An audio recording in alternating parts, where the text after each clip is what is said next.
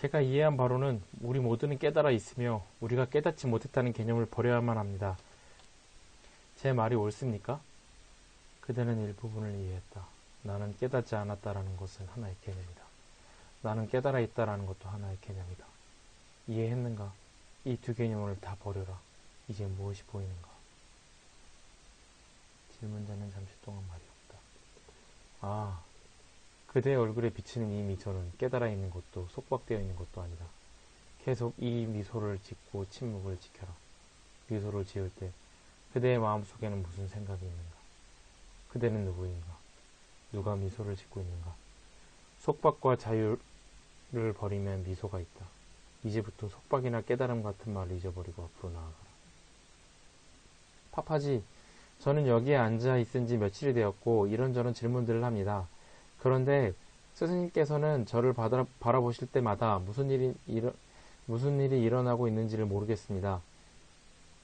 스승님께서 무슨 말씀을 하시는지 한마디도 알아듣지 못하겠습니다. 마치 알아듣지 못하는 외국어를 듣는 것 같습니다.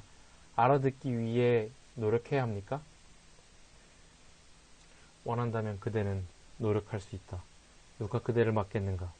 노력하겠다는 이 생각조차 틀림없이 진정한 근원에서 나온다. 그러나 그대가 이 노력을 하기 전에 먼저 한 가지 물어보자. 그대는 사람이 되기 위해 노력하여야 하는가? 아닙니다. 저는 사람입니다. 이와 같다. 그런데 왜 당나귀가 되려고 애쓰는가? 웃음.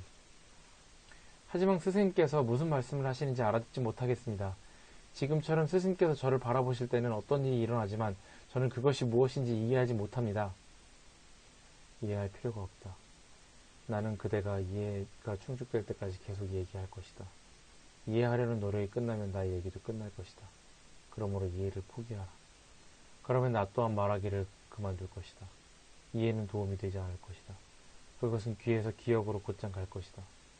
무엇을 배우는 데는 이해가 좋을 수 있지만 자유를 위해서는 그렇지 않다. 자유를 위해서는 한마디의 말도 필요하지 않다. 자유는 순결하다. 스승님을 찾아와서 궁극의 자유를 깨달은 사람은 지난 60년 동안 소수에 불과하다고 스승님께서는 말씀하십니다. 저희가 이 말씀을 어떻게 받아들여야 합니까? 그대를 나의 목록에서 빠뜨리지 않았다. 웃음. 이것이 꿈이라면 왜 그렇게도 많은 사람들이 이것을 실제라고 믿습니까? 어느 누구도 세상의 실제를 의심하지 않는다. 그들은 나무들과 산들을 눈으로 보며 그 모든 것이 존재한다고 확신한다.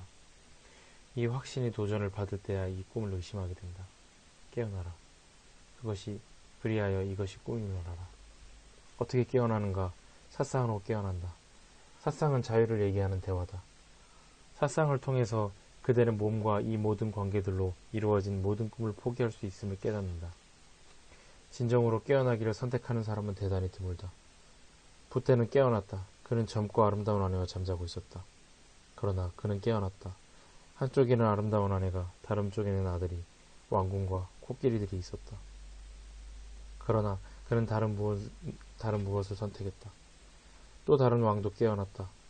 그날 밤 그는 왕국의 옥상에 누워 있었고 양 옆에는 두 왕비가 자고 있었다.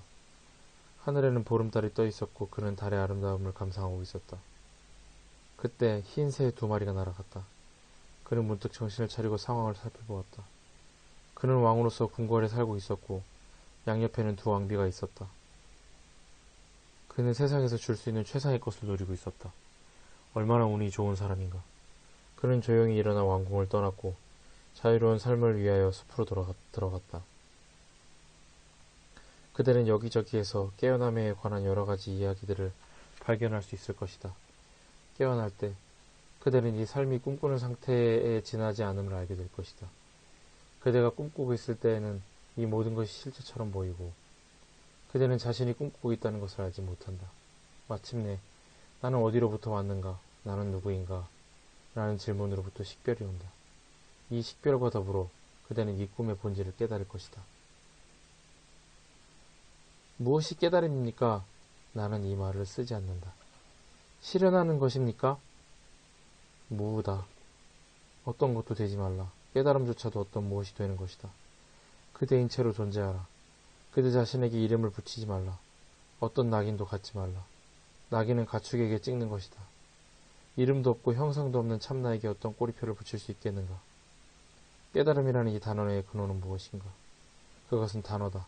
그렇지 않은가? 그것이 단어가 되기 전 그 단어의 근원은 무엇이었는가? 생각입니다. 그렇다. 생각이 있기 전 그것은 침묵이었다. 그러므로 침묵이 처음이고 생각은 다음이고 말은 그 다음이다. 깨달음이란 속박은 말이다. 모든 말들은 마음의 영역 안에 있으며 그대는 마음 너머에 있는 것에 열리고 있다. 생각이 되기 전 그것은 어딘가에 있었다. 이 어딘가가 그대 자신의 참나다. 참나는 항상 참나다. 그것에 꼬리표를 붙이지 말라. 참나는 참나다. 참나가 자기를 깨달을 때는 그대의 노력이나 방법이나 도움이 필요치 않다. 그것은 늘 깨달아 있다. 도리어 그대가 참나를 위장하여 가리고 있다. 이 위장을 반드시 버려야 한다.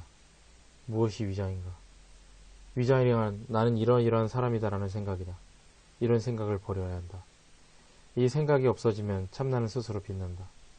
참나는 그 자신의 빛으로 자기를 비춘다. 위장을 없애는 데에는 어떤 수행도 필요치 않다. 그저 잠시 고요하라. 그러면 모든 것이 끝난다. 그대는 집에 있게 된다. 스승님의 현존에서 말씀을 듣고 있으면 어떤 일이 일어납니다. 그렇다. 그런 일이 일어난다. 침묵, 고요, 평화 때문이다. 절대적인 고요, 마음이 고요할 때를 현존이라 하며 이 현존은 전염성이 매우 강하다. 그 궤도 안으로 들어오는 사람은 누구나 영향을 받는다. 가장 중요한 것은 생각이나 말이 아니라 마음의 고요다. 가르치는 데는 말이 필요 없다. 그저 고요를 지켜라. 이 가르침에는 어떤 말도 필요 없다. 오직 고요한 마음만이. 아무도 고요하지 않기에 이 가르침이 효과를 발휘하지 못한다.